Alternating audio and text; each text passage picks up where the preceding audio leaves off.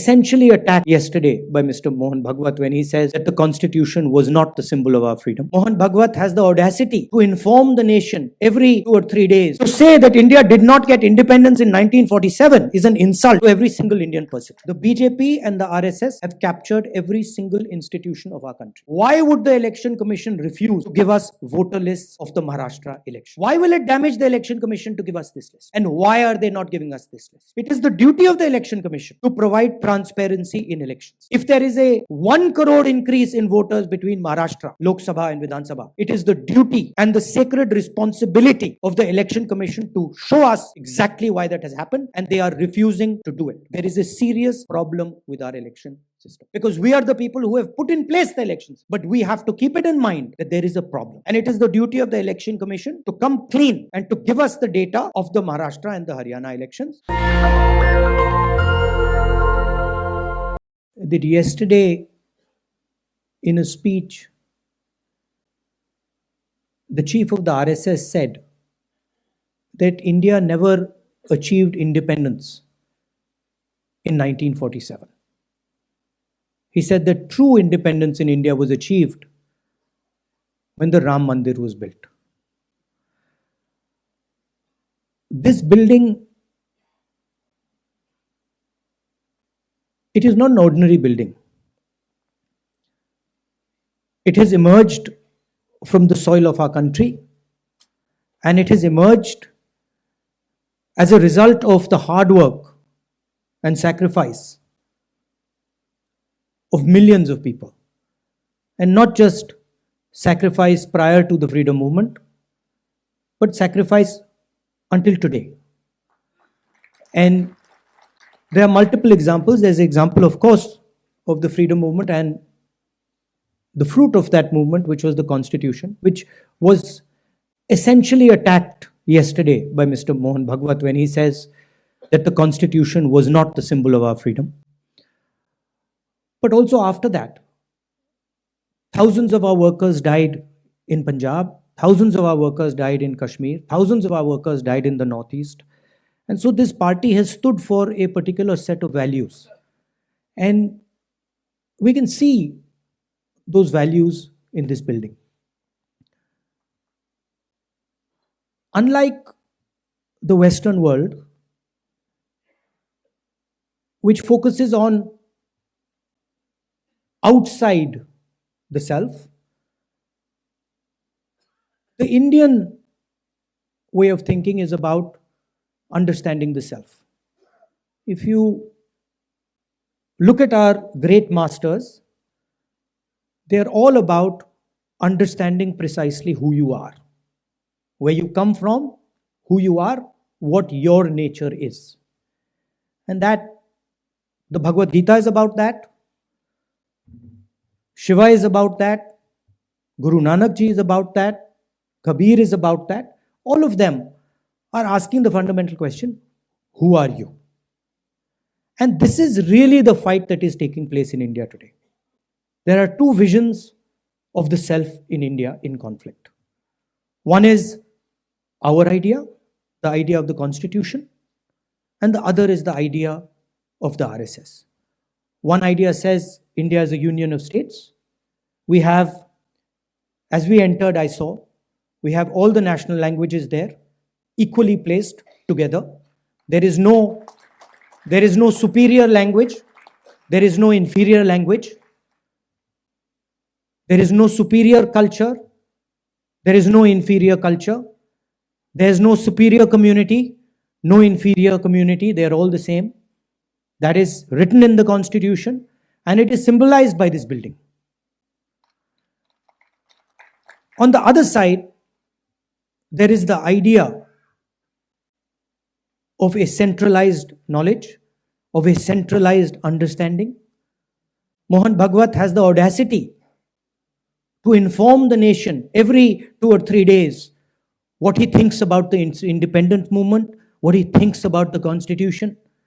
In fact, what he has said yesterday is treason, because it is stating that the constitution is invalid. It is stating that everything, the fight against the British was invalid, and he has the audacity to say this publicly. In any other country, he would be arrested and tried. That is the fact, right? To say that India did not get independence in 1947 is an insult to every single Indian person. And it's about time we stop listening to this nonsense that these people think they can just keep parroting out and shouting and screaming, right? That is the crux of it. The Congress party has worked with the Indian people. It has built the success of this country. And it has built the success of this country on the foundations of the Constitution. And that is what this building symbolizes. You please go inside this building and you will see the depth of talent. You will see how deeply the Congress party has entered the soul of India. There's a history there. In fact, we forget. As I said, it's important to understand who you are. So for Congress people, it's important to understand who we are. What is our tradition? What is our history? Where have we come from? Please look in the building.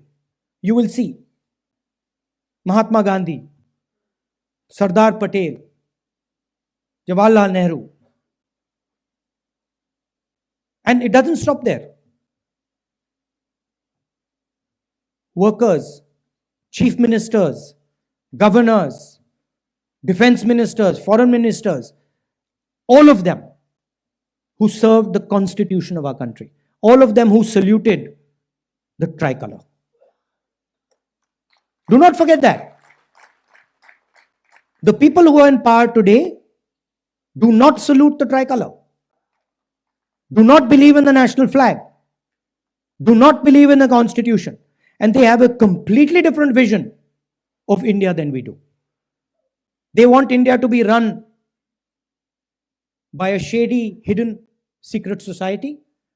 They want India to be run by one man, and they want to crush the voice of this country. They want to crush the voice of the Dalits. They want to crush the voice of the minorities. They want to crush the voice of the backward castes, of the tribals. This is their agenda. And I would also like to say clearly that there is no other party in this country that can stop them. And you will see, the only party that can stop them is the Congress party. And there is a reason for it. The reason is that we are an ideological party. And our ideology does not emerge yesterday. Our ideology, like the RSS ideology, is thousands of years old, and it has been fighting the RSS ideology for thousands of years. We have our symbols. We have Shiva. We have Buddha. We have Guru Nanak. We have Kabir. We have Mahatma Gandhi. We have our symbols. And these are all the symbols who have shown the correct path to this country. Please name one symbol of the RSS ideology that is revered in India today. Name one symbol. Was Guru Nanak from the RSS ideology? Was Buddha from the RSS ideology? Was Krishna Bhagwan from the RSS ideology? Not a single one. Because every single one of these people fought for equality, fought for brotherhood, fought for affection. And so the last thing I would like to say is that this building has emerged from the blood of Congress people. And not just Mahatma Gandhi, Jawaharlal Nehru, Patel ji, not just these people. It has emerged from the blood of our workers, from every single one of our leaders. That includes all of you who are today defending the idea of the Congress party. Everybody in this room is under severe assault defending the ideas of the Congress party. Sometimes we forget it. But these people in this room are facing systematic attack and assault on their lives because they are in the Congress party. And they are not surrendering to the BJP and the RSS. And in the same way, thousands of workers are there. But there are also thousands of people who believe, millions of people who believe in the Congress ideology. They're sitting outside the Congress. And that is why, the same way this building has emerged from the soil of our country, from the blood of our leaders, from the blood of our workers, this building, the idea behind this building must also reach the corners of our country. That is the duty of this building.